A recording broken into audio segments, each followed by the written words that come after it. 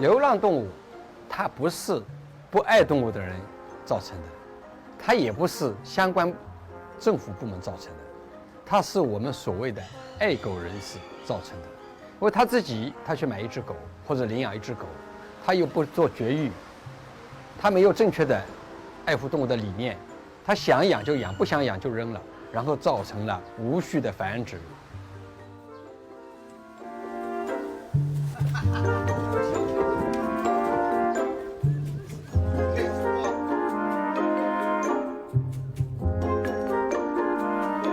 感觉到他们很幸福，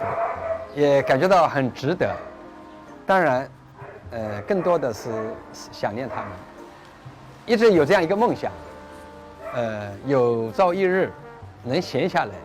出去看看他们，有机会去看看他们，跟每一只从我手里救出去的拍照留念一下。